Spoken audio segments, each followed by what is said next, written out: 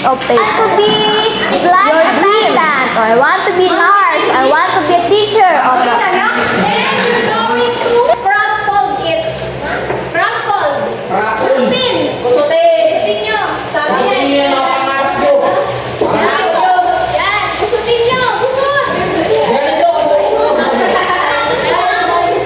Tapos, tayo kayo. Tayo. And you're going to throw it. Ibabato nyo kung kanino nyo gustong ibato. Mamaya! Balikin, balikin.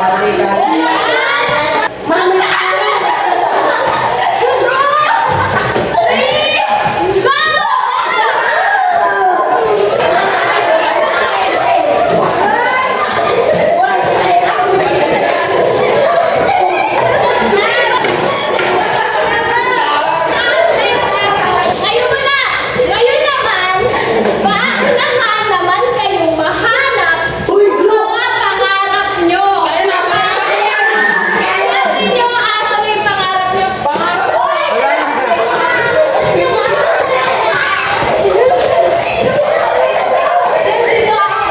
pinakita yung ibigay nyo doon sa may-ari. Okay, may pangalan din, diba? Ibigay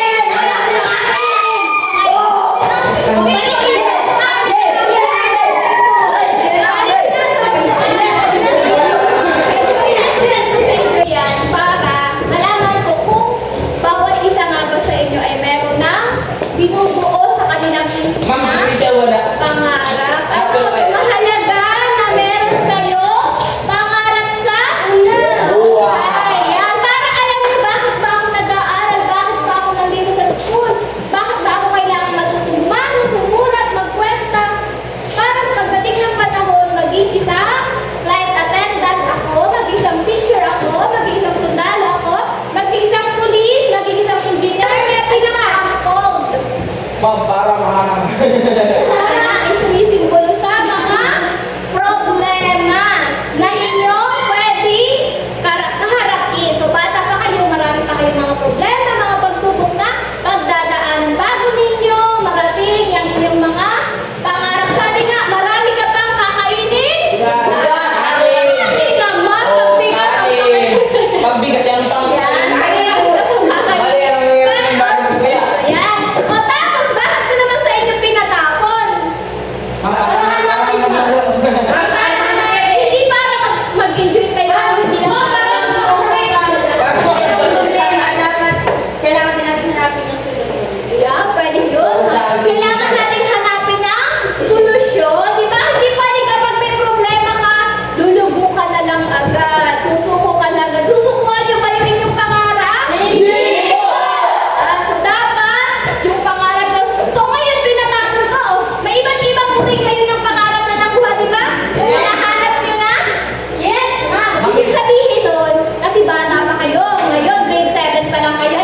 Pwede pang magbago yung inyong gusto pagdating nyo ng college o kapag kayo nasa tamang edad na. So pwede pang magbago yung inyong gusto. Halimbawa, si Atay, ay parang gusto ko na din pala maging teacher.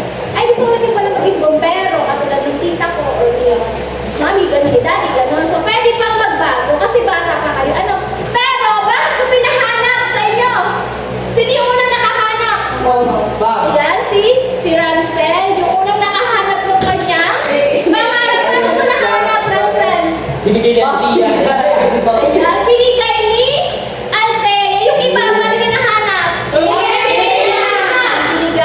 Yung kay Cristel, anong nahanap? Binigay. Ayun. Alam niyo ba, yun naman ay sumisimbolo sa pagtutulungan. Yan. So, para maabot ninyo ang inyong pangarap, kailangan meron sa inyo tutulungan. Yun ay sino? Hindi ba?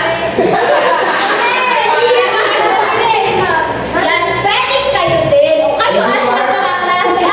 So, kayo din yung number 1 na magtutulungan. Di ba nakikita niyo yung mga kaklase nyo na yung iba hindi pa ganun kagaling magbasa, hindi pa ganun kagaling. Ma'am, ako di tinulungan. Sinamit ko lahat. So, kailangan tutulungan niyo yung bawat isa.